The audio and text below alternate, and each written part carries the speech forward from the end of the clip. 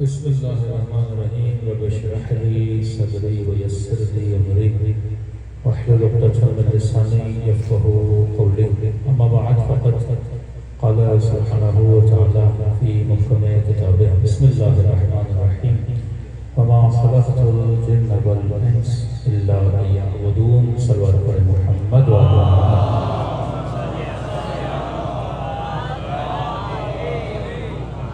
ایک مرتبہ اس طرح صلوات پڑھیں جس طرح محمد اور آل محمد کی شان بلند ہے بابا سے بلند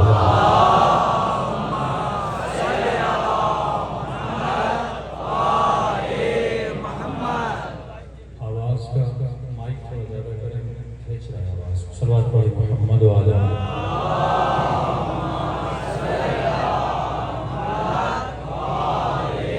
تو آج پروردگار عالم ہم سب کی عبادتوں کو اپنی بارگاہ میں قبول فرمائے اور جس مقصد زندگی کی خاطر ان مجالس میں آتے ہیں خدا ان مقاصد میں بھی ہم سب کو کامیابیاں عطا فرما دے۔ آج کیونکہ سفر لمبا تھا، ہم پنجاب سے ٹریول کر رہے تھے تو دیر ہو گئی، کل انشاءاللہ 10 سے 10:15 کے درمیان مجلس انشاءاللہ شروع ہو جائے گی۔ صلوات پڑھیں محمد و آل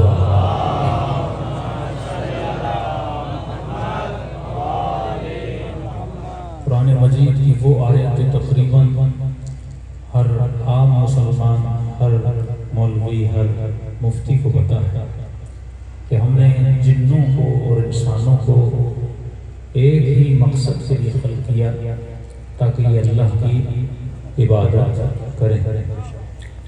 اب عبادت کیا ہے اور انسان کیا ہے؟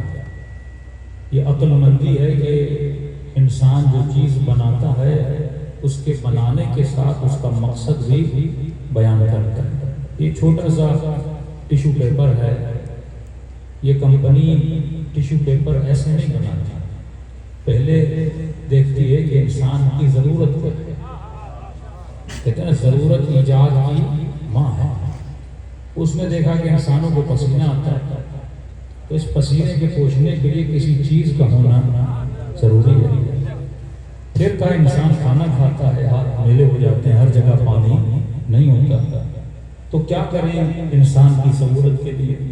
اگر کپڑا بناتے ہیں تو کپڑے میں وزن بھی ہے، وہ اس طرح چیزوں کو جذب بھی نہیں کرتا، اور اگر کپڑا بنا بھی لیں تو ایک ڈبے میں کتنے کپڑے آئیں گے، لیکن ٹیشو باریک بھی ہے، نرم بھی ہے، چیزوں کو جلدی جذب بھی کرتا ہے، اور آدمی اس کو پھینکنے میں بھی آسانی ہے۔ پھر کہا کہ کبھی چہرے کو بھی صاف کرنا پڑتا ہے، تو ایسا ٹیشو بناؤ جو نرم بھی، کبھی ناک کو بھی پہنچنا پڑتا ہے، اور ناک میں ہے سونگھنے کی طاقت، تو اس میں تھوڑی خوشبو بھی ڈال دو، جب انسان صاف کرے تو اسے یہ چیز بری نہ لگے، اچھا بھی لگے۔ تو کبھی تصور کیا ٹیشو بننے کے لیے اس کی ضرورتوں کو دیکھا گیا، پھر ٹیشو کو بنایا گیا۔ جب ایک چھوٹا سا ٹیشو بغیر مقصد کے نہیں بن سکتا تو اتنا بڑا انسان بغیر مقصد سے کیسے بنتا؟ اب اس کا ایک مقصد ہے، ایک ہدف ہے۔ بھائی موبائل ایک مقصد کے لیے بنا، لیکن ایک آدمی بڑا سا موبائل لے اور آپ اس کے لیے چائے کا کپ لائیں اور وہ کہ موبائل کے اوپر، تو دنیا ایسے عقل مند بولے گی، پاگل بولے گی۔ موبائل پر کب بھی رکھا جا سکتا ہے، پر اس مقصد کے لیے موبائل بنا نہیں ہے۔ موبائل کا مقصد کا بندہ بات کرے، کمیونیکیشن کرے، کچھ چیزیں دیکھے، کچھ آوازیں آئیں، کچھ آوازیں جائیں، یہ کس کا مقصد ہے؟ موبائل کا مقصد ہے۔ اسی طرح خدا نے انسان کو کسی مقصد کے لیے بنایا۔ اب اگر مجھے نہیں پتا کہ میرا مقصد کیا ہے تو میں اپنے وجود کو اس مقصد میں استعمال کروں گا جو میرے بننے کا مقصد نہیں تھا۔ کربلا نے مقصد انسان بنایا۔ دو طرح کے لوگ آپ کو کربلا میں ملیں گے، ایک وہ ہیں جو انسان کا مقصد پورا کرتے ہوئے نظر آئے، دوسرے وہ ہیں جو انسان کو تباہ کرتے ہوئے نظر آئے۔ حسین نے کربلا میں جسم کو قربان کیا، روح کو بچایا۔ یزیدیوں نے کربلا میں جسم کو بچایا، روح کو تباہ کیا۔ جب تک مقصد کا بڑی آسان کر کے آپ کو سمجھاؤں گا۔ ایک طرف تو بولے انسان اتنا کریم، انسان اتنا بڑا کہ بولا اشرف المخلوقات ہے، ملائکوں سے افضل ہے۔ پھر خدا جب پھینٹیاں مارنے پر آتا ہے تو کہتا ہے اولئک کالحمار، یہ گدھے کی طرح ہے۔ کتنی توہین ہے مجھے آپ کو گدھا بولے، لیکن خدا بولتا ہے کہ ان کی مثال کن کی طرح ہے؟ گدھے کی طرح ہے۔ سوال یہ ہے پروردگارا انسان کو گدھا کیوں بول رہا ہے؟ کیونکہ جب انسان مقصد انسان کو پورا نہیں کرتا تو پھر انسان میں اور گدھے میں کوئی فرق نہیں۔ اب تھوڑا سا گدھے پہ غور کیجئے، کیونکہ اللہ نے بولا ہے تو میں ذرا اس کو کھولنا چاہوں گا، اور اسی گدھے سے آپ انسان تک آئیں گے اور انسان سے گدھے تک چلے جائیں گے۔ کہا کہ یہ ان کی مثال ایسے ہے جیسے گدھا۔ اے خدا گدھا کس طرح ہے؟ گدھے کے اوپر جتنی کتابیں رکھی جائیں، گدھا ان کتابوں سے کوئی فائدہ نہیں لیتا۔ مطلب اگر انسان کے گھر میں قرآن پڑھی ہوئی ہو، نہج البلاغہ پڑھی ہوئی ہو، وہ اس قرآن اور نہج البلاغہ سے فائدہ نہ دے تو اس میں اور گدھے میں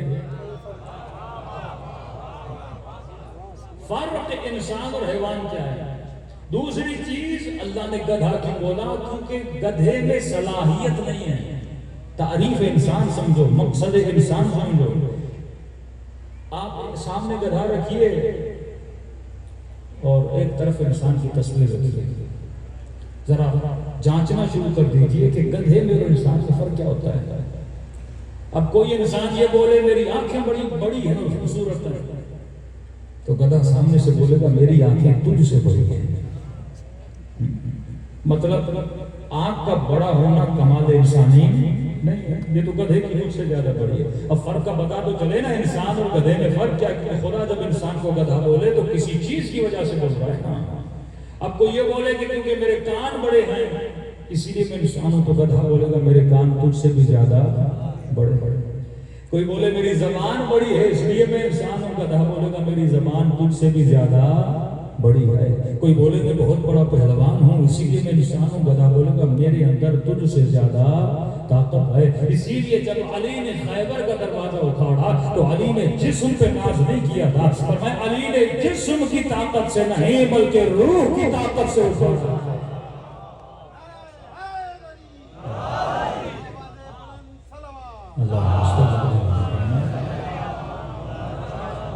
تو فرمایا کبھی بھی اپنی جسمانی طاقت پہ ناز نہ کیا کرو، خدا نے جسم حیوان کو تجھ سے زیادہ مضبوط دیا، تجھے دکھاتا ہے کہ دیکھ میں نے اسے کتنا مضبوط دیا۔ کبھی اس پہ ناز نہ کرنا کہ میری شہوت زیادہ ہے، گھوڑا تجھ سے زیادہ طاقتور ہے۔ کبھی اپنے حسن پہ ناز نہ کرنا، آنکھوں پہ ناز نہ کرنا۔ تو وہ کون سی چیز ہے جو انسان کو حیوان سے جدا کرتی ہے؟ جو میرے پاس ہے پر حیوان کے پاس نہیں ہے۔ چلو اور آسان کر دوں، بھائی کسی مومن مولائی کے گھر میں 2-3 گدھے ہیں، وہ ایک گدھا لا کے مولانا کو دے، تو مولانا صاحب یہ میرا گدھا چھوٹا ہے، 4-5 سال آپ کی خدمت کے لیے آپ کو دے کر جا رہا ہے۔ ہم نے کہا ٹھیک ہے بھائی دے دیجیے، ادھر ادھر جانا ہوتا ہے، اپنا ریڑھی کو ادھر ادھر لے جانا ہے تو چلو گدھا کام آ جائے گا۔ دیکھ دوسرا گدھا اس نے دیا کسی موچی کو کہ آپ کے بھی کام آئے گا۔ 4-5 سال کے بعد مولوی سے اپنا گدھا واپس لینے آئے اور کہ مولانا ہم 4 سال پہلے اپنا گدھا چھوٹا تھا آپ کو دے کر گئے، وہ گدھا واپس دیجیے۔ اب مولوی گدھا دے دے اور یہ توقع یہ رکھے کیونکہ 4 سال گدھا مولوی کے پاس رہا ہے تو یہ آدھا مولوی تو بن گیا ہوگا۔ ایسا ہو سکتا ہے؟ گدھا موچی کے پاس رہے یا مولوی کے پاس رہے، گدھا گدھا ہی ہے، کیونکہ اس میں سیکھنے کی صلاحیت نہیں ہے۔ آج تک گدھوں کے اسکول دیکھے، آج تک گدھوں کے کالج دیکھے، کیوں نہیں ہے؟ کیونکہ حیوان میں صلاحیت نہیں ہے سیکھنے کی۔ تبھی اللہ قرآن میں اشارہ دے رہا ہے کہ بندہ علی کے ساتھ رہے یا نبی کے ساتھ رہے، اگر کچھ نہ سیکھے تو اس میں اور گدھے میں۔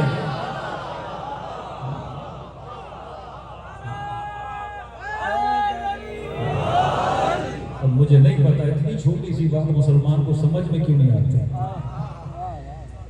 بندہ اگر تیرے اندر سیکھنے کی صلاحیت نہیں ہے، سلمان نے بتایا کہ میں انسان ہوں اور انسان ہو کر دنیا سے جا رہا ہوں، کیونکہ جب علی کے در پہ آیا تھا تو ایمان کے پہلے درجے پر تھا، جب مدائن میں جا رہا تھا تو ایمان کے 10ویں درجے پر تھا۔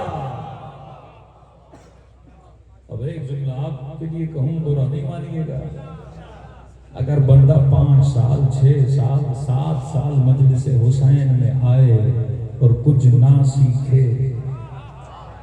نتیجہ پورے لے لیجیے، میں جملہ نہیں بولوں گا۔ انسان ہے کیونکہ اس میں سیکھنے کی یہی تعریف ہے انسان ہے۔ کل دنیا میں کوئی بھی آپ سے پوچھے نا انسان اور حیوان میں فرق کیا ہے، آپ بولو انسان میں سیکھنے کی صلاحیت ہے، حیوان میں سیکھنے کی صلاحیت نہیں ہے۔ انسان میں تربیت پانے کی صلاحیت ہے، حیوان میں تربیت پانے کی صلاحیت نہیں ہے۔ حر نے حسین کے لشکر میں آ کر بتایا کہ حسین میں انسان ہوں، کیونکہ آپ نے کچھ سکھایا، میں کچھ سیکھ کے جا رہا ہوں۔ یہ کیسا علی بچانے والا ہے کہ اسے بولا جائے غصہ نہ کرو، نگاہ حرام سے بچو، بولے مجھے کنٹرول نہیں ہوتا۔ بھئی کنٹرول حیوان کو نہیں ہوتا، انسان کو ہوتا ہے۔ حیوان کنٹرول نہیں کرتا، انسان تب ہے جو اپنی کیا کرے، صلاح و بہبود کرے۔ اب ٹنڈو العیار میں نشائی ہیں، کوئی ایسا شہر نہیں ملا جہاں میں پوچھوں ہیں، سب نے بولا بہت ہے۔ تو ایک تو نشائیوں کی برکت بہت ہے پاکستان میں. اگر کسی پشاور میں اسٹریٹ سے گزر رہے تھے بڑے نشائی چھوڑا، کوئی سوئیوں والے، کوئی پتہ نہیں کون کون سے والے، تو کسی نشائی سے پوچھا کہ آپ کو نشہ اچھا لگتا ہے؟ کہنے لگا نہیں اچھا نہیں لگتا. پھر کہا کیوں کرتے ہو؟ کہ اس جسم نے مجھے مجبور کیا ہوا ہے. کس نے؟ اس جسم نے. کسی جوان نے کہا مولانا اللہ کو کیا ملتا ہے میرے روزے رکھنے سے؟ کہ کیسا خدا ہے جس کو میری بھوک سے مزہ آتا ہے؟ وہ تو ارحم الراحمین ہے، بندے کو بھوکا رکھے، بندے کو پیاسا رکھے. بھائی نماز پڑھانی ہے صبح 10 بجے پڑھا لے، 5 بجے بندے کو اٹھائے سردی میں تھکا ہوا ٹوٹا ہوا، ابھی اتنے ٹائم ہو گیا، پھر گھر جائیں، پھر نیاز کھائیں، پھر 2 بجے سوئیں، پھر مسجد سے اذان کی آواز آئے. کیا ہوتا میں 9 بجے پڑھوں. اچھا کچھ ایسے میں مومنوں سے ملا، ایک یورپ کا مومن تھا، تو کہا مولانا میں جب دل کرتا ہے اس وقت نماز پڑھتا ہوں. کہ صبح اٹھتا نہیں وہ نماز میں 9 بجے پڑھ لیتا ہوں، آفس جانا ہوتا ہے ٹائم نہیں ہوتا، کبھی کبھی ساری نمازیں ساتھ ملا کے پڑھ لیتا ہوں. میں نے کہا یہ کیا کر رہے ہو؟ اللہ کو نماز سے کام ہے نا، ٹائم سے کیا لینا دینا اس کا. تو ایسے ماشاءاللہ تیز ہمارے مومنین بھی بہت ہیں. کہ اللہ کو میرے روزے سے کیا ملتا ہے؟ ایران میں ایک بندہ ملا، اس کو میں نے کہا کہ آپ روزہ رکھتے ہو؟ کہا رکھتا ہوں لیکن پانی پیتا ہوں. میں نے کہا یہ کیسا روزہ ہے؟ اب پانی برداشت نہیں ہوتا لیکن کھانے والا روزہ میں رکھ لیتا ہوں. تو بعض لوگوں کی سمجھ میں نہیں آتی، کہتے ہیں اللہ مجھے کیوں بھوکا رکھتا ہے؟ واللہ سوال تو لوجیکل ہے نا. وہ جو غنی مطلق ہے، جو کسی کا محتاج نہیں، جسے کسی شے کی ضرورت نہیں، اسے کیا ضرورت صبح سے شام تک بندے کو بھوکا رکھے؟ اسے کیا ضرورت کہ مجھے پیاسا رکھے؟ یہاں پہ ہم ایک میجر مسٹیک اور غلطی کرتے ہیں. ہم یہ سمجھتے ہیں کہ روزہ میرے لیے ہے. روزہ تیرے لیے نہیں. اللہ کبھی بھی روح کو پابند نہیں کرتا، روزہ تیرے جسم کے لیے ہے. اس چیز کو سمجھنے کی کوشش کر. نماز جسم کے لیے ہے، دعا روح کے لیے ہے، راز و نیاز روح کے لیے ہے، اللہ سے کلام کرنا روح کے لیے ہے. لیکن اللہ نے روزہ کس کے لیے واجب کیا؟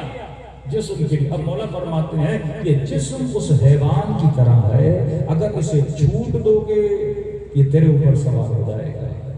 اللہ نے جسم تیری خدمت کے لیے بنایا، تجھے جسم کی خدمت کے لیے نہیں بنایا. نہ علی لذت کے دشمن آئے، نہ خدا لذت کا دشمن ہے. یہ بات ذہن میں بٹھا دے.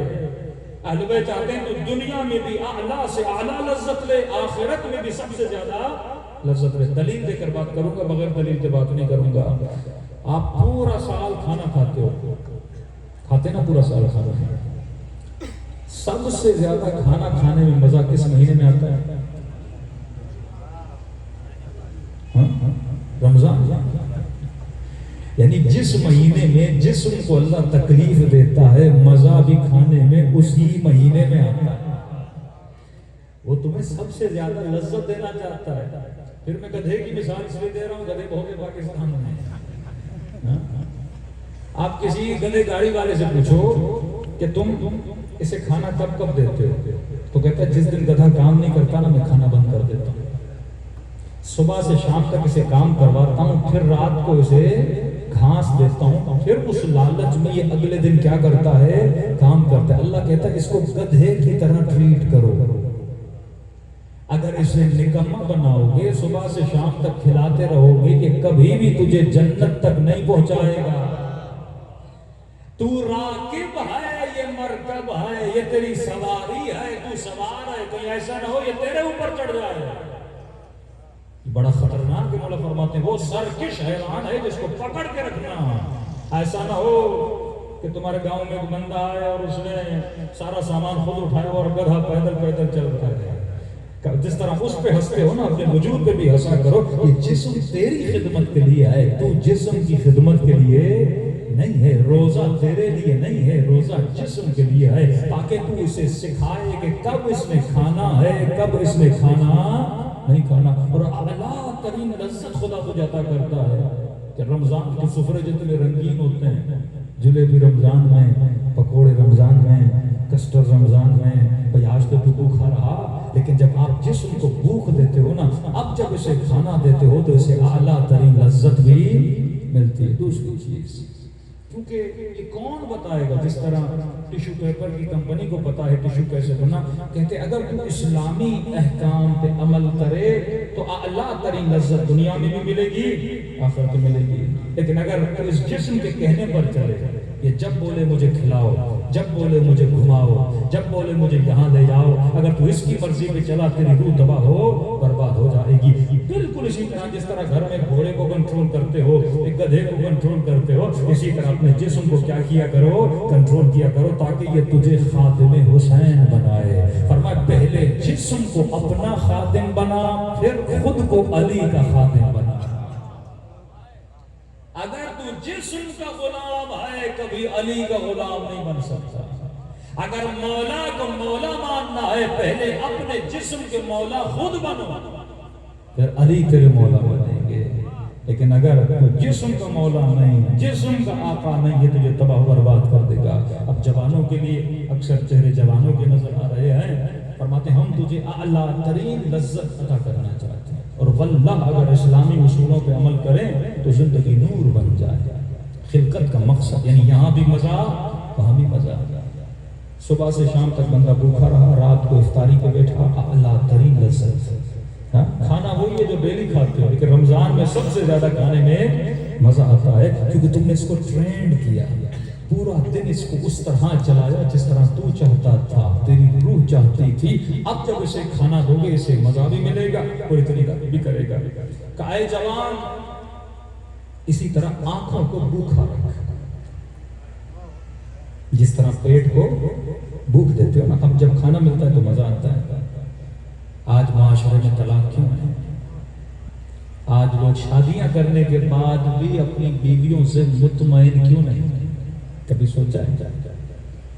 کیونکہ ہم آنکھوں کو بھوکا نہیں رکھتے۔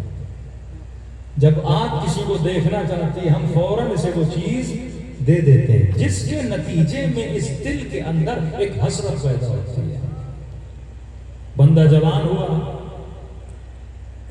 آنکھوں نے کہا کہ کچھ دیکھو، کبھی موبائل پہ، کبھی مووی پہ، کبھی فلم میں، کبھی گلی کوچوں میں لوگوں کے ناموس کو دیکھتا رہا۔ اب اس کے دل میں ہزاروں تصویریں آ گئیں، جب ہزاروں تصویریں آئیں تو ہزاروں چاہتیں آئیں۔ بھئی ایک بندہ جس نے پوری زندگی دال کھائی ہو، اسے کیا پتا مرغی کیا ہوتی ہے، لیکن جو ایران گیا اور چلو کباب کھا کے آیا تو یہاں کے گنگ آئے گا نا، ایران میں چلو کباب ملتا ہے۔ اب دوسرے کو بتایا، وہ کہے گا میں بھی ایران جاؤں گا اور چلو کباب کھاؤں گا۔ جو 40 پہ نہیں گیا اسے کیا پتا، جو آیا اس نے کہا موقف پہ مچھلی بھی تھی، گوشت بھی تھا، تو پہلے مچھلی کا پھر حسین کا سوچے گا۔ کئی لوگ ہیں جو 40 کے کھانوں کی تعریفیں کرتے ہیں، حسین کی زیارت کی تعریف نہیں۔ تو کس کے لیے جا رہا ہے جسم کے پجاری، جسم کو کھانا دینے 40 نجا، روح کو غذا دینے کے لیے 40۔ بندے کو کنٹرول نہ ہو نا، ہوسباز بن جاتا ہے۔ بالکل آپ کو پریکٹیکل ایک ایگزامپل دے رہا ہوں۔ جب دین سمجھو گے، جب سمجھو گے روزہ روح کے لیے نہیں ہے، روزہ جسم کے لیے، اس کو کنٹرول کرنے کے لیے ہے۔ اللہ ٹریننگ دیتا ہے، جسم کو کنٹرول کر پھر کھانا کھانے میں مزہ آئے گا، آنکھ کو کنٹرول کر پھر دیکھنے میں مزہ آئے گا۔ اب آپ نے دیکھی ہزاروں تصویریں، ہزاروں اداکارائیں، ہزاروں فلمیں، ہزاروں عورتوں کو دیکھا۔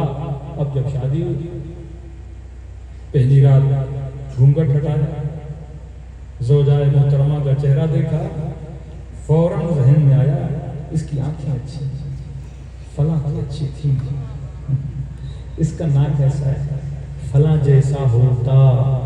اسی دن بیوی کی محبت دل میں نہیں آئے گی، کیونکہ تیرے اندر ہزاروں حسرتیں موجود ہیں۔ ایک مومن کہہ رہا ہے مولانا آج تو یہ عالم ہو گیا، فیس بک پہ دیکھتے ہیں پھر بیوی کو دیکھتے ہیں کہ اچھی نہیں لگتی۔ کیسے لگے گی جب تو ہزاروں حسرتیں پیدا کرے گا؟ تیرے سامنے دال لا کے کوئی رکھ دے اور ٹی وی پہ تو مرغے اور چرغے دیکھے تو دال سے تو ویسے ہی تیرا دل کھٹا ہو جائے گا۔ تو مولا فرماتے ہیں جسم محدود ہے، اس کی لذت محدود ہے، تو کیوں ہزاروں چیزوں کو دیکھ رہا ہے جبکہ جسم کی ضرورت وہ 1000 نہیں ہے، ایک ہے۔ بھائی پیٹ تو دال سے بھی بھر جائے گا نا، اگر یہ تو سوچے کہ پیٹ میں 600 گرام کھانا جاتا ہے، اس میں جو بھی ڈالوں حلال ڈالوں، پیٹ میں گندم جائے، پیٹ میں جو جائے، پیٹ میں بسکٹ جائے، پیٹ میں کیک جائے، پیٹ میں تو بھر جانا ہے نا۔ یہ ہوس تیرے دماغی فطور کا نام ہے۔ پیٹ تو دال سے بھی بھرتا ہے، کدو سے بھی بھرتا ہے، گوشت سے بھی بھرتا ہے، یہ تیری ہوس ہے۔ مقصد یہ ہونا چاہیے پیٹ بھرنا ہے اور حلال سے بھرنا ہے، مقصد یہ نہیں ہونا چاہیے مجھے 1000 رنگوں سے اپنے پیٹ کو بھرنا ہے۔ پھر وہ انسان شیطانی وسواس میں خیالات میں چلا جاتا ہے، پھر قطعاً اسے اپنی زوجہ سے محبت نہیں ہوتی، کیونکہ نگاہ حرام انسان کا سکون تباہ کر دیتی ہے۔ اب اس جوان کا سوچو جس نے زندگی میں آنکھوں کو کبھی حرام میں مبتلا نہیں کیا، جس نے ایسی پارسائی کی ہے جیسے سلمان فارسی، جیسے حبیب ابن مظاہر، جیسے حر ریاحی، جس نے اپنی آنکھوں کو پاک کیا۔ اب اس جوان جو پاکیزہ رہا، متقی رہا، جس نے کبھی بھی گناہوں میں اپنی آنکھوں کو آلودہ نہیں کیا، مختلف چہروں کو دیکھ کر آنکھوں کو آلودہ نہیں کیا، اپنے وجود میں حسرتوں کو پیدا نہیں کیا، اب جب اس کی شادی ہوگی، جب پہلی مرتبہ اپنی زوجہ کو دیکھے گا، اس کے لیے اپنی بیوی کائنات کی سب سے حسین ترین عورت ہوگی۔ آج واقع طلاقیں ہو رہی ہیں اسی لیے لوگوں کی حسن ظاہری کی وجہ سے۔ پہلے زمانے میں ہمارے بزرگ بتاتے ہیں مولانا پہلے اتنی میاں بیوی کی محبت ہوتی تھی کہ اگر شوہر مر جاتا تھا پتہ لگتا 6 مہینے کے بعد بیوی بھی مر گئی۔ اب تو مرنے پہ خوشیاں منائی جاتی ہیں۔ کیوں اتنی محبتیں ہوتی تھی؟ پہلے یہ میک اپ ویک اپ نہیں تھا، یہ سنگھار ونگار نہیں تھا، عورتیں گھروں کے اندر تھیں، گلیوں میں کوچوں میں بازاروں میں مرد تھے۔ یعنی پہلے اگر آپ 60 سال 70 سال پہلے اپنے کسی بزرگ بوڑھے سے پوچھیں کہ دادا جی آپ نے زندگی میں کتنی عورتیں دیکھی ہوں گی، تو بولے گا بڑی مشکل سے کوئی 8 10 20 30 عورتیں میں نے اپنی جوانی میں دیکھی ہوں۔ لیکن آج کے جوان سے پوچھو کتنی دیکھی، پتہ ہی نہیں، جنت چہرے دیکھ چکا ہے، کیونکہ سوشل میڈیا ہے نا، فیس بک ہے، ٹی وی ہے، ڈرامہ ہے، تو جتنا دیکھتا ہے اتنی بھوک اپنے اندر پیدا کرتا ہے۔ چھٹے امام فرماتے ہیں نگاہ حرام حسرت پیدا کرتی ہے، وہ چیز تجھے ویسے ہی ملنے والی نہیں، حسرت میں مر جائے گا، حسرت تیرا سکون تباہ کرتی ہے۔ دوسری چیز، پہلے خواتین اتنا میک اپ نہیں کرتی تھی، پہلے میک اپ ہوتا تھا شادی کرنے کے بعد، سنگھار جسے بولتے ہیں نا۔ اب مثلا اس نے کسی لڑکی کو دیکھا، پسند کیا، شادی کی، اب جب دیکھا تو وہ سمپل تھی، اس نے کوئی میک اپ نہیں کیا ہوا تھا، وہ میک اپ کرتی تھی شادی کرنے کے بعد۔ اب جب شادی کے بعد اس کے چہرے کو میک اپ کے ساتھ دیکھتا تھا تو وہ زیادہ خوبصورت لگتی تھی اور اس سے زیادہ محبت ہو جاتی تھی۔ آج کل ہر خاتون شادی کی پہلی رات والا میک اپ کر کے گھوم رہی ہے، یعنی وہی میک اپ جو شادیوں میں کیا جاتا ہے وہ روز کر کے گھومتی ہے ٹی وی پر، سوشل میڈیا پر۔ اب جب اس جوان کی اس سے شادی ہوگی، وہ کہے گا اس میں کوئی نئی چیز تو ہے نہیں، یہ تو روز کر کے مجھے خود کو دکھاتی تھی۔ تو دل میں کیا پیدا ہوئی؟ بھوک ختم ہو گئی، حسرت اور پیدا ہو گئی، حل من مزید، حل من مزید، اور خوبصورتی پہ پیسہ خرچ کرتا جائے گا، لیکن کبھی اس بیوی کا چہرہ مطمئن نہیں کرے گا۔ مطمئن وہی رہتا ہے جو علی کی سیرت پہ رہتا ہے۔ دین تیرے وجود میں سکون پیدا کرتا ہے۔ جب سمجھو کہ تیرے روح کی ڈیمانڈ کیا ہے، تیرے جسم کی ڈیمانڈ کیا ہے۔ آج سب سے بڑی غلطی ہم یہ کرتے ہیں، ہم جسم کی خواہش کو روح کی خواہش سمجھتے ہیں اور روح کی خواہش کو جسم کی خواہش سمجھتے ہیں۔ ایک چھوٹی سی مثال دوں گا تاکہ آپ کو سمجھ میں آ جائے، آج تھوڑا مختصر پڑھوں گا کیونکہ وقت بہت ہو چکا ہے۔ مولا فرماتے ہیں کبھی بھی بڑے بڑے سفرے نہ لگایا کر، تیرا سکون ختم ہو جائے گا۔ کبھی بھی بڑے بڑے سفرے، بس ایک ایسا سفرہ جس پہ 10 کھانے پڑے کرنا بیٹھا گیا، تیرا سکون تباہ ہو جائے گا۔ یہ بہت باریک پوائنٹ ہے امیر المومنین کا، کیونکہ لامحدود خواہش کرنا یہ ہر انسان کے اندر ہے۔ نبی، امام، ولی، کوئی فاسق ہو، کوئی فاجر ہو، کوئی ظالم ہو، سب کے اندر ایک ہی خواہش ہے کہ ہمیں زیادہ سے زیادہ ملے۔ فرق یہ ہے کہ حسین کہہ رہے تھے زیادہ سے زیادہ اللہ کی محبت ملے، یزید کہہ رہا تھا زیادہ سے زیادہ دنیا ملے، لیکن خواہش ایک ہی ہے۔ کیونکہ یہ خواہش روح کی ہے. حسین کو پتا تھا کہ یہ خواہش روح کی ہے. یزید سمجھ رہا تھا کہ یہ خواہش کس کی ہے. جس کو میں کل کھولوں گا کیونکہ چھوٹا چھوٹا کر کے اس کو سمجھاؤں گا تو آپ کی سمجھ میں آئے گا. مثال دے رہا ہوں. آپ کی خواہش ہے کہ آپ حسین منظر دیکھو. آپ نے دوست سے کہا کہاں جائیں؟ اس نے کہا کشمیر چلتے ہیں. آپ گئے, بڑا خوبصورت ہے کشمیر. دیکھ کے واپس آئے. پہلے کہو کہ کشمیر جاؤں کیونکہ ابھی تک تم نے حسن دیکھا نہیں ہے. ٹنڈولا یار میں حسن میں یہاں گرینری ہے نہیں, پتہ چلا کشمیر بڑا سرسبز ہے. آپ کشمیر چلے گئے. جب دیکھ کے واپس آئے تو اس حسن نے تجھے مطمئن نہیں کیا. اب دوست سے کہا کشمیر سے بھی کوئی خوبصورت جگہ ہے, مطلب زیادہ سے زیادہ. کہا یورپ چلتے ہیں, سوئٹزرلینڈ. اچھا چلے گئے, پورا سوئٹزرلینڈ گھوم لیا. واپس آئے. اب کہا یار سوئٹزرلینڈ سے بھی کوئی زیادہ خوبصورت ہے. مولا فرماتے ہیں دنیا کا کوئی حسن تجھے مطمئن نہیں کرتا کیونکہ تو حسن کو یہاں ڈھونڈ رہا ہے. حسن یہاں ہے ہی نہیں. یہ خواہش تیرے آنکھوں کی نہیں, تیرے جسم کی نہیں, یہ خواہش تیرے روح کی ہے. کیونکہ روح لامحدود ہے. روح کا پیٹ نہیں بھرتا, اس کی خواہش لامحدود ہے. کہ مولا روح کو کون سا حسن مطمئن کرتا ہے؟ کہ ایسا حسن جس حسن کا مقابلہ دنیا میں کوئی شے نہ کرے. کہا وہ کس کا حسن ہے؟ تو آواز آئی الا بذکر اللہ تطمئن القلوب, وہ دیدار خدا. اگر تو سمجھ لے, کسی جوان سے پوچھا میں نے کہا نوکری کرتے ہو کہ نہیں, کتنی تنخواہ ہو تو راضی ہو جاؤ گے؟ مولانا 2 لاکھ ہو تو بہت ہے. چلو آپ کو 2 لاکھ دلا دی. 2 سال کے بعد پوچھو کہ گزارا نہیں ہو رہا, 4 ہو تو بہتر ہے. 4 کر دو گے. پھر 6 سال کے بعد پوچھو گے, کہے گا 8 ہو تو بہتر ہے.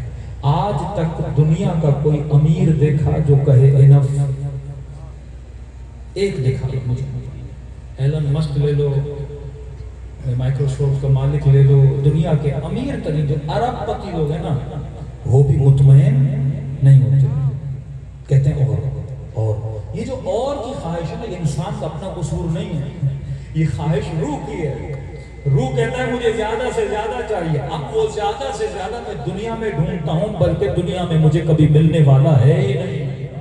اہل بیت کو پتا تھا روح کو کیا چاہیے, تبھی اہل بیت ہمیشہ مصلی پہ نظر آتے تھے, کیونکہ روح کی غذا ذکر پروردگار عالم ہے.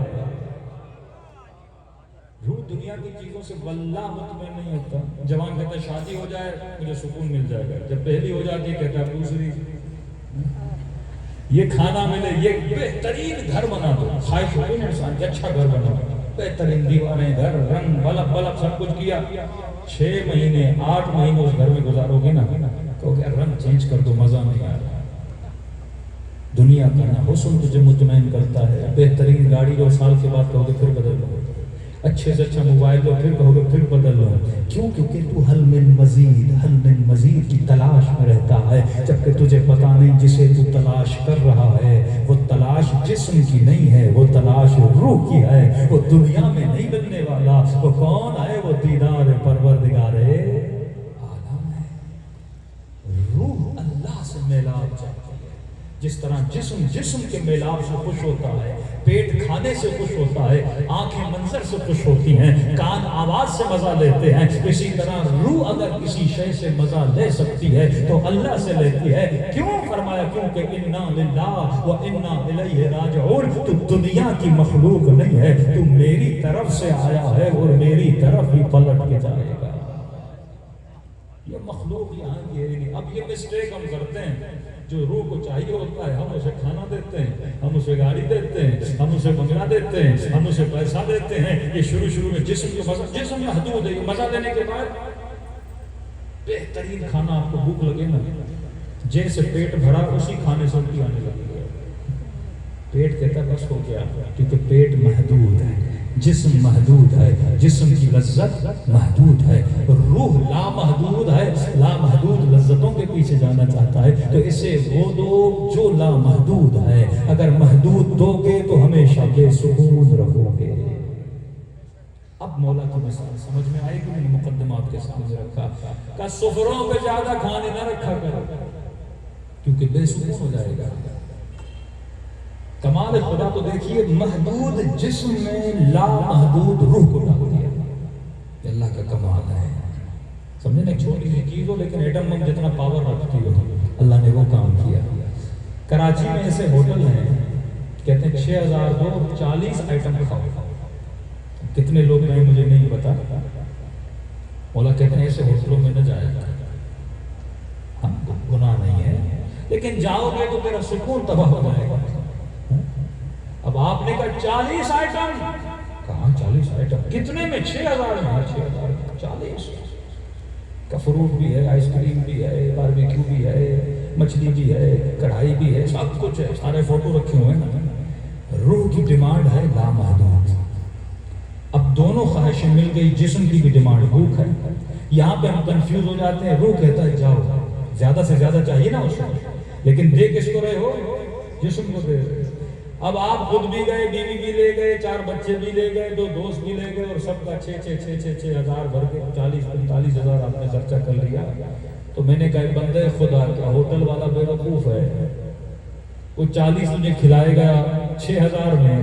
اسے بھی پتا ہے تیرے پیٹ میں 40 کی جگہ ہے ہی نہیں. بزنس پوائنٹ آف ویو اسے پتا ہے بندہ کتنا کھائے گا. 40 آئٹم ایک بندہ میکسیمم ہر بندے کے پیٹ میں نارمل ایوریج دکھا رہے 600 گرام 400 گرام 800 گرام سے زیادہ. 2 روٹیاں 3 روٹیاں بہت زیادہ کھائے 6 روٹیاں بہت اچھا پیٹو ہو تو 10 روٹیاں. اس سے زیادہ تو بندہ کھا نہیں سکتا. یہ پیٹو لوگوں کو بھی نہیں پتا پیٹ کو دیتے ہیں. اس سے اچھا ہے تو غذا روح کو دے. علی والے علی کے سفرے کے عادی ہوتے ہیں امیر شام کے سفرے کے عادی نہیں ہوتے. کیوں ان کے سفرے بڑے تھے؟ انہوں نے اپنی حقیقت جسم کو سمجھا.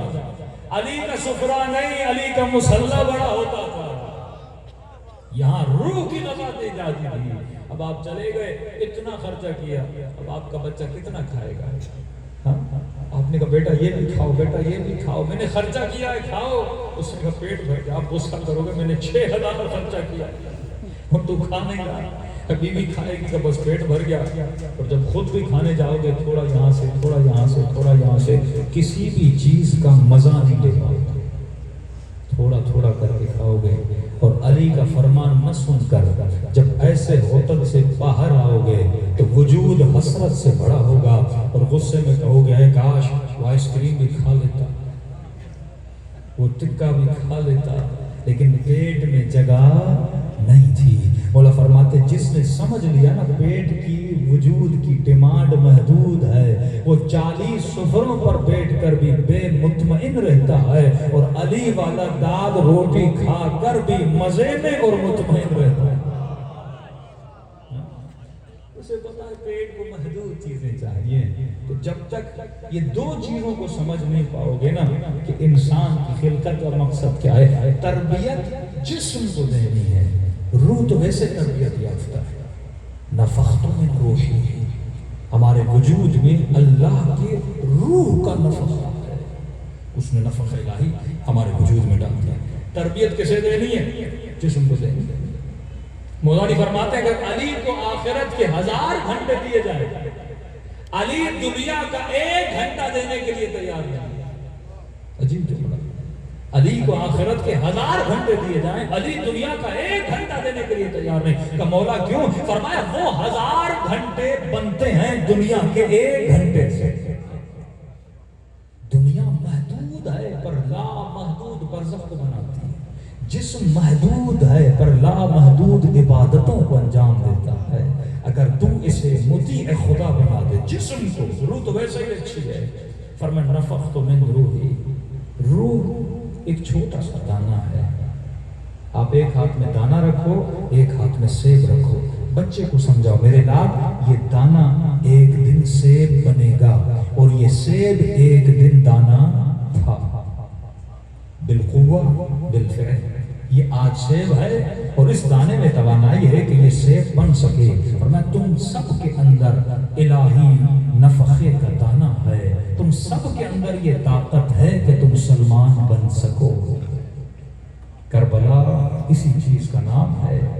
کچھ وہ تھے جنہوں نے اپنے روح کے دانے کو ولی خدا کے ساتھ ملا کر خود کو مقام شہادت پہ پہنچایا، اور کچھ وہ تھے جو دانے کے دانے رہے، جو لشکر یزید میں تھے، انہوں نے خود کو ترقی نہیں دی۔ کربلا کا مطلب حسین تجھے وہ تر و تازہ سیب دکھا رہا ہے اور بتا رہا ہے آج تو دانا ہے، اگر وہ توانائی پیدا کرے گا تو سیب کی طرح تر و تازہ بنے گا۔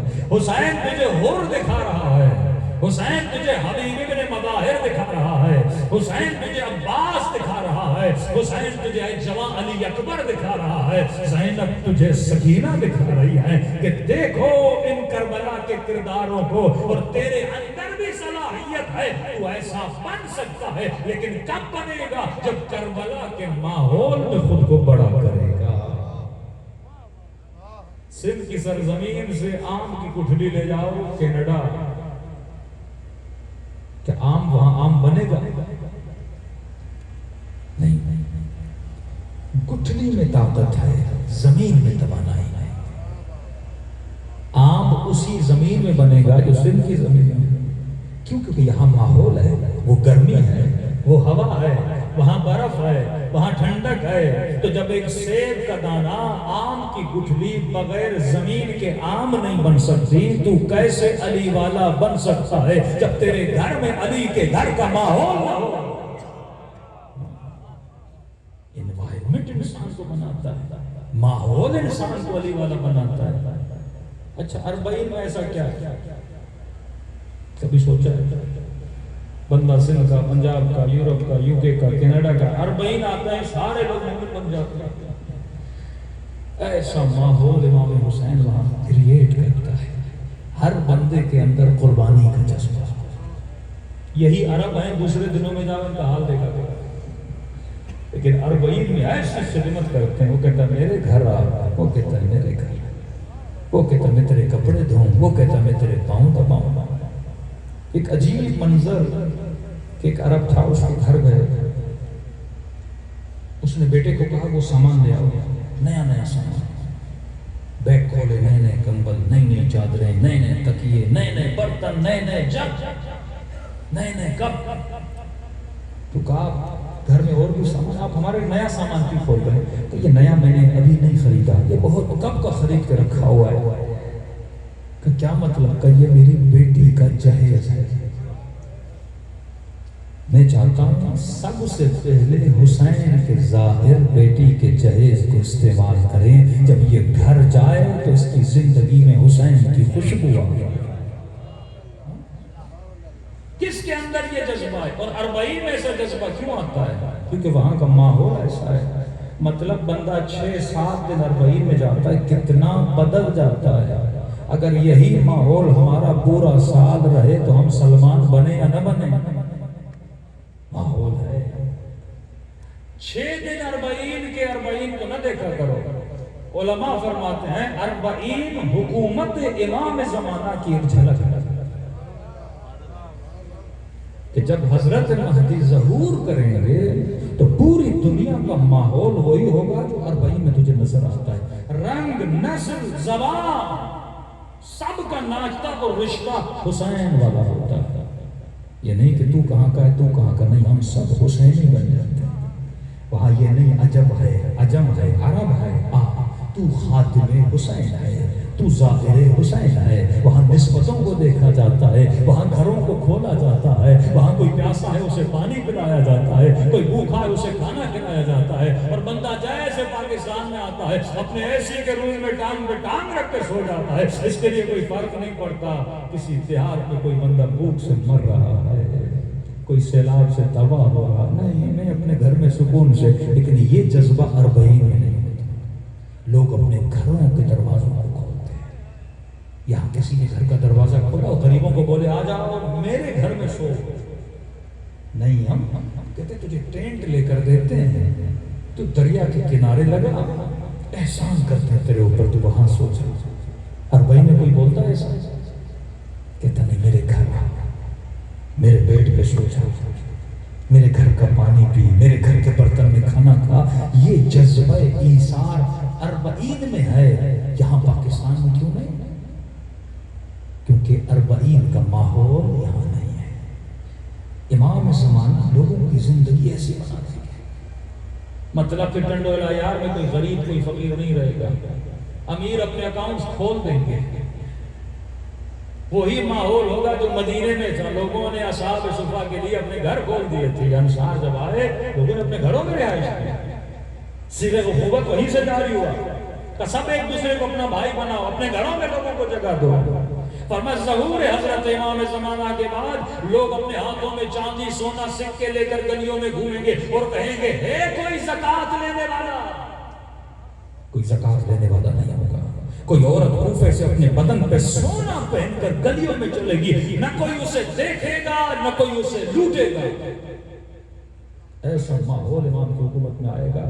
اگر حکومت امام کی جھلک دیکھنی ہے تو 4 دن اربعین جا کے دیکھ لو، وہ جھلک ہے، مطلب سب لوگوں کا اخلاق ویسا بن جائے گا جیسا اربعین میں حسین کے عزاداروں کا بن جاتا ہے۔ پھر مجال ہے دنیا میں کوئی غریب ہو، پھر مجال ہے گھروں میں جھگڑے ہوں جب جذبہ اثار آتا ہے۔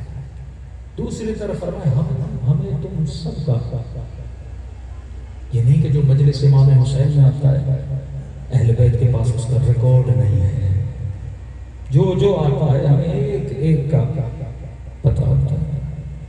ایک خاتون اربعین پہ گئی، اس کے 2 مہینے کا بچہ تھا، اربعین کی واک میں اس کا بچہ گم ہو گیا۔ کہتی ہے میری ماں تھی ویل چیئر پہ بیٹھتی تھی، میں نے بچہ اپنی ماں کو دیا، میں اٹھا کے تھک گئی، اور یہ ویل چیئر پہ تھی، اور ایک جوان تھا، اس نے دیکھا کہ بوڑھی خاتون ہے، اس نے بچہ اٹھایا ہوا ہے، تو اس نے اشارے سے کہا کہ آپ بچہ مجھے دیں، میں اٹھا کے چلتا ہوں تاکہ آپ تھک نہ جائیں۔ کہا پورے راستے یہ بچہ اٹھا کے چلتا رہا، اچانک سے رش ازدحام پڑا تو یہ جوان گم ہو گیا۔ 2 دن گزر گئے، 3 دن گزر گئے، ماں کی جان نکلی جائے، میرا بچہ 2 مہینے کا بچہ، 10 ملین لوگوں میں اپنے 2 مہینے کے بچے کو ڈھونڈنا کتنا مشکل ہے۔ ماں تو نڈھال گئی، رو رو کے میرا بچہ کہاں گیا؟ روز حرم جاتی، مولا آپ کے ظاہر ہے، مجھے میرا بچہ دیجیے۔ جہاں لوگ گم ہوتے ہیں وہاں گئی، کوئی خبر نہیں، کیسے ڈھونڈے 2 مہینے کا بچہ۔ کہتی حرم میں ابو الفضل العباس کے باہر بیٹھے تھے، اس کی ایک سہیلی تھی، اس نے کہا وہ ویل چیئر ایک پڑا ہوا تھا، کہ یہ ویل چیئر آپ کی والدہ کا نہیں تھا؟ کہاں ہے تو ویل چیئر میری والدہ کا۔ اس ویل چیئر کے ساتھ ایک عرب خاتون ایک بچے کو دودھ پلا رہی تھی۔ کہتی آگے بڑھی اور جیسے ویل چیئر کو اٹھانا چاہتے اس کی نگاہ اس کے بچے پہ چڑھ گئی۔ اب 2 دن سے تڑپتی ہوئی ماں نے جیسے بچے کو دیکھا، یہ تو میرا لال ہے، یہ تو میرا بچہ ہے، یہ تو میرا جگر ہے۔ اور اس صاحب کو کہا بچہ، اس نے فوراً بچہ دیا، کہ آپ کے پاس کیا کرتا ہے؟ کہتی اربعین کے شروع ہونے سے پہلے میں نے خواب میں حضرت عباس کو دیکھا۔ غازی عباس نے کہا کہ اے خاتون ہمارا 2 مہینے کا ایک مہمان ہے، تم نے 3 دن اسے دودھ پلانا ہے۔ تو میں نے حضرت عباس سے کہا مولا میں مہمان نوازی کرنے کے لیے تیار ہوں۔ وہ کہاں ہے 2 مہینے کا مہمان؟ کہ ڈیلی میرے حرم جایا کرو، تجھے وہاں پہ مل جائے گا، تو ڈیلی اس کو وہیں لے جائے گا۔ کہتی میں روز آ رہی تھی کہ خواب میں حضرت عباس کو دکھانا کہ کہاں ہے وہ 2 مہینے کا مہمان کہاں ہے، تو روز آتی تھی لیکن کوئی بچہ مجھے نظر نہیں آتا تھا۔ میں پریشان کی خواب کو دیکھا ہے، اتنے میں نے دیکھا ایک جوان ہے، اس کی گود میں ایک بچہ ہے، اور بچہ آہ بکا کر کے رو رہا ہے، اس سے گویا شدید بھوک لگی ہے۔ جب میں جوان کے پاس میں نے دیکھا یہ گونگا بھی ہے، بہرا بھی ہے۔ اشارے سے میں نے کہا بچے کو بھوک لگی ہے، اس نے مجھے بھی سمجھایا اشارے سے کہ بچہ کسی کا ہے، میری گود میں ہے، گم ہو گیا ہے، آپ اسے دودھ پلائیے۔ کہ میں نے بچہ لیا، اسے دودھ پلایا، 3 دن سے یہ بچہ میرے گھر میں مہمان ہے، جس طرح حضرت عباس نے بولا تھا۔ ڈیلی اسے میں دودھ پلاتی ہوں اور پھر غازی عباس کے حرم میں آ کے بٹھا کے یہیں بیٹھتی ہوں کہ مہمان مولا، میں نے کہا آج آخری دن ہے مولا، مہمانی پوری ہو گئی تو خدا نے اس بچے کی ماں کو بھی میرے پاس بھیج دیا۔ یہ کیا پیغام پہنچاتا ہے کہ تم مت سمجھو کہ ہم تم سے غافل ہیں، کرامت انسان کتنی تمہارے اندر ہے۔ اگر مجلس حسین میں آئے واللہ اپنی تربیت نہ کریں تو مجلسوں کا فائدہ نہیں۔ یہ قرآن کی آیت ہے، اولئک کالحمار، حیوان اپنی تربیت نہیں کر پاتا، انسان تو کر پاتا ہے۔ مولا علی کے چہرے پہ لعاب دہن پھینکی گئی، علی کھڑے ہو کر بتاتے ہیں کہ علی وہ ہوتا ہے جو اپنی تربیت کرے، اپنے غصے پہ کنٹرول کرے۔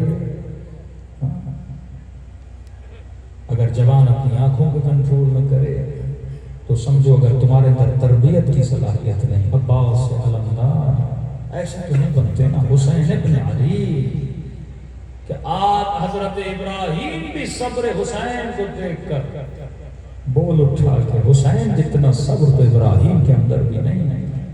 ایسے تو خدا کسی کو حجت خدا نہیں بناتا نا۔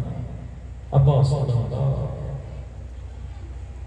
کربلا میں دو لوگ تھے، ایک تربیت یافتہ کمال انسانی والے، دوسرے جو حیوانیت کے درجے سے گرے ہوئے تھے۔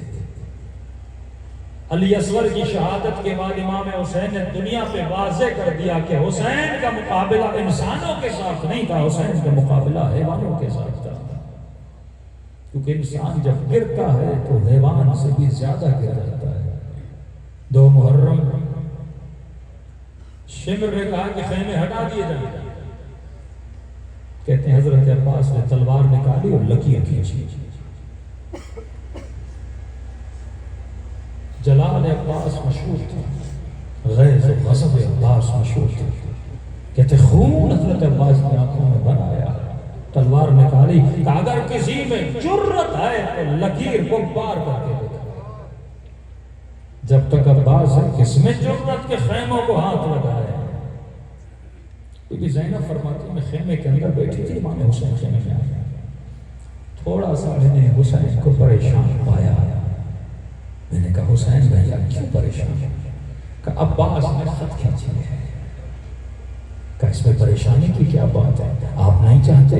کہا میں چاہتا ہوں خیمے ہٹا دیا جائے۔ کہا عباس فرما بردار ہے، تربیت یافتہ حسین ہے، آپ کو شک ہے کہ عباس خط نہیں مٹائیں گے؟ کہا نہیں بہن زینب شک نہیں ہے، لیکن میں اپنے شیر کا دل نہیں توڑنا چاہتا۔ کیا مطلب حسین؟ کہ بہن زینب یاد ہے حسن کے جنازے پہ تیر برسائے تھے، میرے عباس نے تلوار نکالی، میں نے کہا عباس یہاں نہیں کربلا۔ صبر کیا میرے عباس۔ یاد ہے جب دربار میں مجھ سے بیعت لینے آیا، اس نے بدتمیزی کر کے آواز بلند کی تھی، عباس جلال میں آئے تو ایک آقا حکم دے اس کے سر کو قلم کرو، میں نے کہا عباس یہاں نہیں کربلا۔ کہ بہن زینب یاد ہے جب وہ ہور نے میرا راستہ روکا تھا، لجا میں فرس میں ہاتھ ڈالا تھا، عباس کو جلال آیا تھا، تلوار نکالی کہ مولا ہور کی یہ جرت کہ آپ کے گھوڑے کی لجا میں فرس میں ہاتھ ڈالے۔ میں نے کہا عباس یہاں نہیں کربلا۔ کہا بہن زینب اب تو کربلا بھی آ گئی، اب کس طرح عباس کو روکے؟ مجھے خوف ہے کہیں عباس اندر سے ٹوٹ نہ جائے۔ جہاں جہاں حسین کو مسئلہ پیش آتا تھا، سیدہ زینب آگے آگے آتی تھی کہ حسین آپ گھبرائیے نہیں، میں خود عباس سے بات کرتی ہوں۔ مولا چلے گئے، فضا کو بھیجا جاؤ عباس کو بلا کے لاؤ۔ فضا کہتی ہے میں نے کیا دیکھا، غازی عباس نہر فرات کے کنارے پہ کھڑے ہیں، غیظ و غضب، ماتھے پہ پسینہ، آستینیں چڑھی ہوئی اور ہاتھ میں تلوار، اور دشمن کو للکار رہے ہیں کسی میں جرت آگے آئے۔ کہ اتنے میں فضا نے آواز دی، عباس نے مڑ کے دیکھا، خیام حسینی سے کنیز کی آواز آئی، اشارہ کیا وہیں کھڑی ہو جاؤ، ایسا نہ ہو یہاں نام محرم ہے، کوئی میری بہن کی نام سن لے۔ حضا کہتی ہے میں کھڑی ہو گئی، حضرت عباس نے آنا شروع کیا۔ اب جب آ رہے تھے تو میں نے دیکھا آنکھوں میں خون بھرا ہوا، ماتھے پہ پسینہ، آستینیں چڑھی ہوئی۔ کہا جی اماں پتا آقا زادی زینب بلا رہی ہے، تربیت دیکھنا۔ کہ جیسے سنا نا بی بی زینب، کہا آقا زادی کہاں؟ کہ عباس نے آستینوں کو سیدھا کرنا شروع کیا، ماتھے کا پسینہ پوچھا، تلوار کو نیام میں ڈالا۔ تھوڑی دیر کھڑے ہوئے کہ آنکھوں کی سرخی چلی جائے، غصہ غضب ٹھنڈا ہو جائے، اور کا خیمے کے سامنے ایسے کھڑے ہو گئے جیسے 7 سال کا بچہ کھڑا ہو جاتا ہے۔ ایک ہی لمحے میں بندہ ادھر اور ادھر، کیونکہ غیظ و غضب و جلال عباس کے کنٹرول میں۔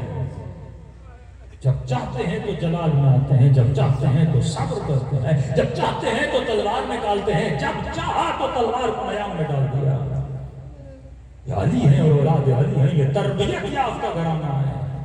دنیا کن بحثوں میں پڑی ہے کہ علی کو بھی مانو، علی کے دشمن کو بھی مانو۔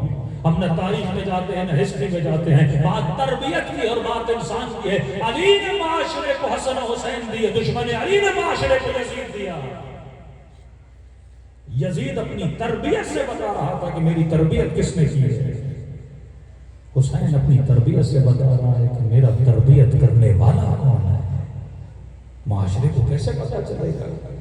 تو صرف مولا علی نہیں، حسین نے معاشرے کو علی زین العابدین دیا، حسین نے معاشرے کو اکبر دیا، حسین نے معاشرے کو علی اصغر دیا، حسن نے معاشرے کو قاسم دیا۔ اہل بیت کے دشمنوں نے وہ کون سا فرد تربیت کر کے معاشرے کو دیا ہے؟ یہ پورا گھرانہ تربیت یافتہ اور کمال انسانی پر فائز علم ہو، حلم ہو، سخاوت ہو، صبر ہو، شکر ہو، عبادت ہو۔ آج بچوں سے پتہ چلتا ہے نا کہ باپ کیسا ہے، تربیت سے پتہ چلتا ہے نا مربی کیسا ہے۔ اہل بیت کے گھرانہ اٹھا کر دے، عباس کھڑے ہو گئے، کہا آقا زادی کوئی کام تھا؟ بی بی زینب نے کہا عباس اندر آ جاؤ۔ کہ جیسے خیمے کے اندر کہ جیسے تو نماز میں دو زانویں ادب لگا کر بیٹھتا ہے، اسی طرح غازی عباس بیٹھ گئے۔ کہ جی آقا زادی، کہ میرے شعر سنا ہے تو نے لکیر کھینچی ہے؟ کہ جی آقا زادی کس میں جرأت جو آپ کے خیموں کی طرف دیکھے، کس میں جرأت جو میرے حسین کے خیموں کو اکھاڑے؟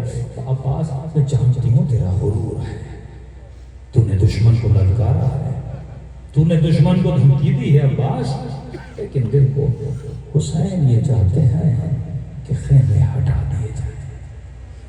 میں سمجھتی ہوں عباس تیرا غرور ہے، تو خیمے میں بیٹھ جا، میں اکبر کو بھیج دیتی، میں اونا محمد و قاسم کو بھیجتی ہوں، وہ لکیر ہٹائیں گے، خیمے ہٹا دیں گے، نہ تجھے دشمن کا سامنا کرنا پڑے گا، نہ ان کے تانے سننے پڑیں گے۔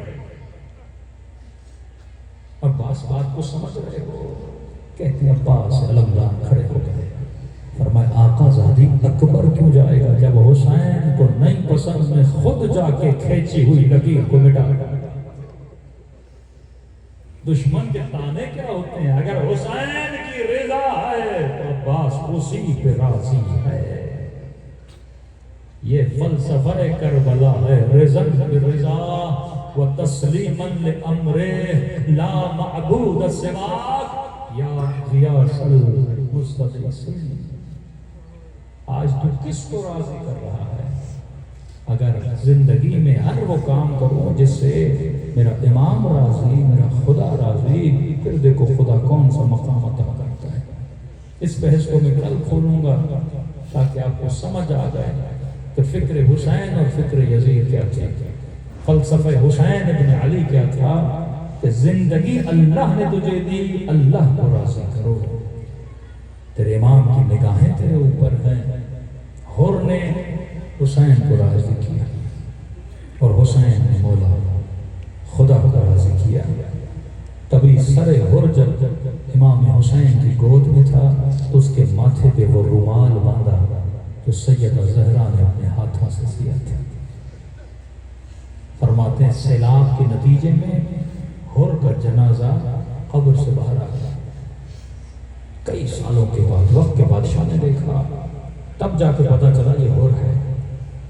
دیکھا زخم ویسے کہ ویسے، سالوں کے بعد اسے پتا تھا کہ حسین ابن علی نے ہر کے ماتھے پہ سیدہ زہرا کے ہاتھوں کا سیا ہوا رومال باندھا تھا کہ جب ہر کا سر دیکھا نا سچ مچ ایک رومال باندھا ہوا تھا۔ بادشاہ نے کہا یہ بیوی کی نشانی ہے، میں اتار کے رکھ لیتا ہوں۔ کہتے جیسے اس نے رومال اتارنا چاہنا تو ہر کے ماتھے سے خون آنا جاری ہو گیا۔ وہ سمجھ گیا جو چیز حسین نے جہاں باندھی ہے اسے اتارنے کا حق نہیں ہے۔ ایسے کریموں کے ماننے والے ہو، کئی معجزات ہیں اربعین کے، سینکڑوں لوگوں کے حاجتیں لوگوں کی روا ہوئی، زیارتیں لوگوں کو امام حسین کی ہوئی۔ یہ دنیا محدود ہے، اس کی خواہش محدود ہے، آخرت لا محدود ہے، اور اس کو کمانے کے لیے روح کو لا محدود طاقتوں سے نوازا۔ جسم تھک جاتا ہے پر روح کبھی تھکتی نہیں ہے۔ اربعین کی واک پہ جاؤ گے نا چھالے پڑ جاتے ہیں، جسم کہتے ہیں آرام کر آرام کر، لیکن روح کہتی ہے مجھے قبر حسین تک پہنچا۔ روح کبھی مطمئن نہیں ہوتی۔ یہ مجلسیں غذائے جسم نہیں ہیں، دیکھو سے جو نیاز کھاتے ہو جسم کی غذا، لیکن جو سنتے ہو، جو گریہ کرتے ہو، یہ غذائے روح ہے، اس سے روح کو تسکین ملتی ہے۔ فرمایا جو خلوص دل سے مولا حسین کو سلام کرے، خدا اسے ثواب زیارت حسین نصیب کرتا ہے۔ نشانی یہ ہے جب سلام کرو تو نہ چاہتے ہوئے آنکھوں سے آنسو نکلیں تو یہ مت سمجھنا یہ تیرے آنسو ہیں، حسین نے تجھے تیرے سلام کا جواب دیا۔ دلوں کو کربلا لے کر چلے اور سلام کریں ہستیوں پر جنہوں نے انسانیت کے مقام عروج عطا کیا، کرامت انسانی کو ہدف زندگی بنایا۔ سب نے السلام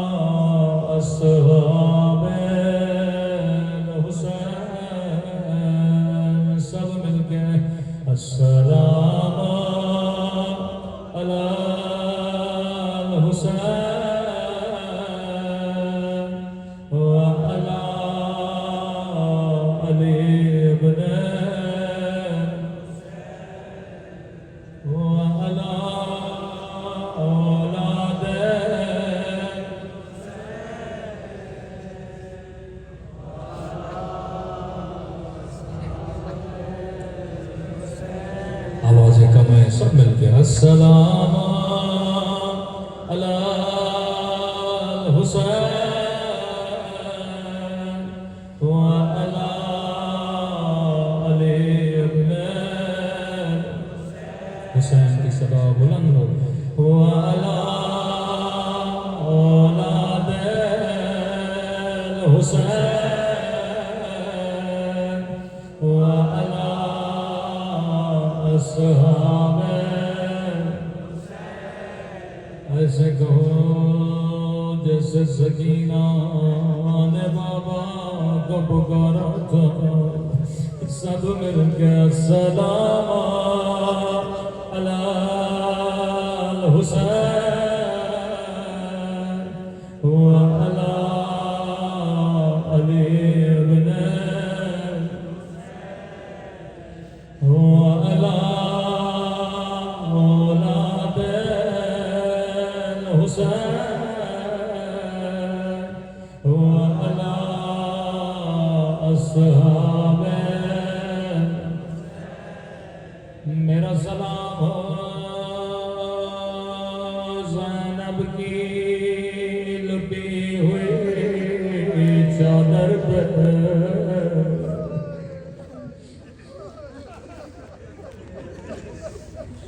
اللہ تیری ماں بہنوں کی چادروں کی حفاظت کرے،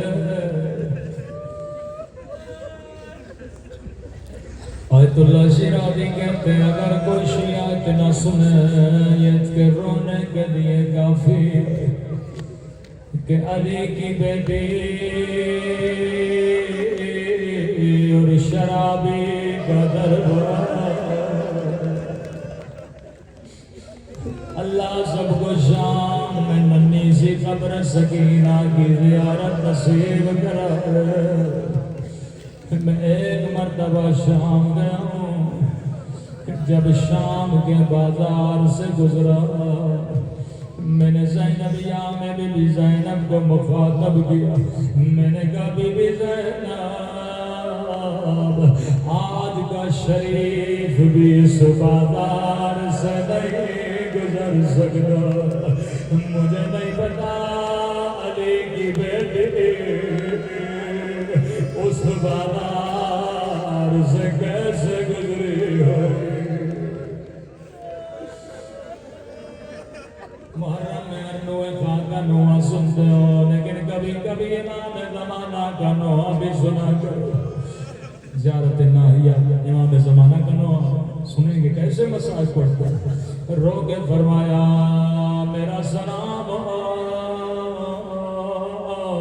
ان زخمی کلامیوں پر جنہیں پس گردان باندھا گیا تھا۔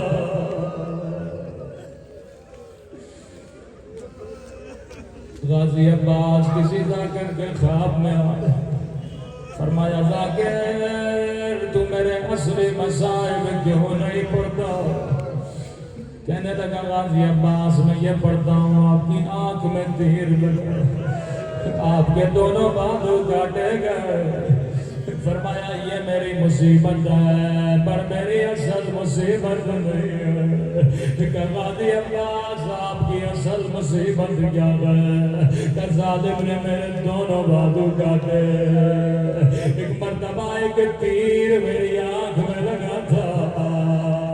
کہ میرے شیعوں کو بتانا اگر تیری آنکھ میں چھید بھی چلی جائے تجھے پوری پوری رات نیند نہیں آتی۔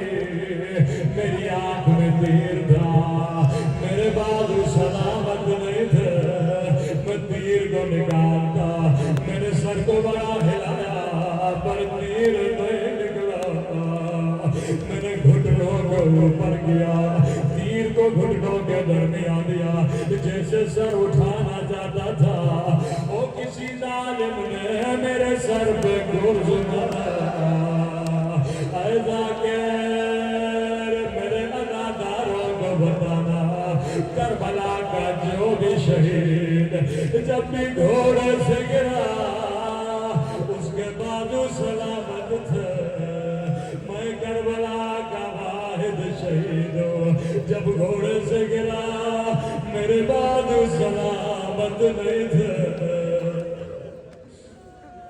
ایک آنکھ میں تیر تھا، سر میں گرز تھا، میں سر کے بال زمین پہ گرا، ہاتھوں کو جوڑ کے کہوں گا غازی عباس یہ سچ ہے، کربلا کا کوئی شہید آپ کی طرح زمین پہ نہیں آیا، لیکن 11 محرم کا او زینب ایسے گرے جیسے آپ گرے تھے۔ شاید کوئی مومن کا مولانا بی بی زینب کے تو بازو سلامت ہے، امام زمانہ جواب دیں گے وہ میرا سلام ہو میری ان پٹھیوں پہ جن کے بازو ان کے سروں سے بدے تھے۔ زینب بھی ایسے گری جیسے عباس زمین پہ آئے۔ امام زمانہ کا سلام زیارت ناہیہ، میرا سلام ان زخمی کلاریوں پہ جنہیں پس گردن باندھا گیا تھا۔ اگلا سلام بڑا درد بھرا سلام ہے، فرمایا میرا سلام ان رخساروں پہ جن کا رنگ بدلتا رہا. قدیمی مومنوں جملہ سمجھ کے رونا. یہ نہیں کہا جن کا رنگ بدل گیا بلکہ بدلتا رہا. او کبھی شمر کے تماچوں نے رنگ نہیں کیا, کبھی ظالم کے تماچوں نے رنگ کیا. اگلا سلام اس سے بھی بڑا درد بڑا سلام. فرمایا میرا سلام ان زخمی کلاریوں پہ جنہیں پس گردن باندھ گیا, ان ننے سے رخساروں پہ جن کا رنگ بدلتا رہا. اگلا سلام بڑا درد بڑا سلام ہے. فرمایا میرا سلام ان زخمی ہونٹوں پہ, میرا سلام ان خشک ہونٹوں پہ او جن پہ ظالم چھڑی مار رہا تھا. او اللہ کسی بچی کو بابا کی کٹی گردن نہ دکھا. میں کہوں گا امام زمانہ آپ کو وہ ہونٹ یاد ہے جنہیں ظالم چھڑی مار رہا تھا. لیکن میرا سلام ان ننھی سی آنکھوں پہ جو یہ منظر دیکھ رہے تھے. اے خدا تجھے واسطہ اس درد بھرے منظر کا جب سکینہ نے اپنے ہونٹوں کو بابا کی کٹی گردن پہ رکھا تھا. روکے گا میرے غریب بابا, میرے پیاسے بابا, او بابا تیرے گردن کی رگے کس نے کاٹے. بیٹی زینب فرماتی ہے جب میں مقتل میں پہنچی میں نے کیا دیکھا, ننھی سی بچی نے اپنا سر بابا کی کٹی گردن پہ رکھا. میں نے سکینہ کو اٹھایا. میں نے کہا سکینہ تو نے بابا کو کیسے پہچانا؟ بدن یا سر سے پہچانا جاتا ہے یا لباس سے پہچانا جاتا. سکینہ بابا کے بدن پر لباس بھی نہیں, بدن پہ سر بھی موجود نہیں. کہتی پھوپھی اماں جب میں مقتل میں آئے مجھے کہیں بابا نظر نہیں آیا. میں نے کہا بابا تیری دکھیاری بیٹی آ گئی. بابا جب سے یتیم ہوئی ہو کسی نے مجھے بھروسہ نہیں دیا. او بابا شکر نے مجھے تماچے مارے. او بابا ظالم نے میرے در چھینے. ایسے میں کٹی ہوئی گردن سے آواز آئی الہیہ الہیہ.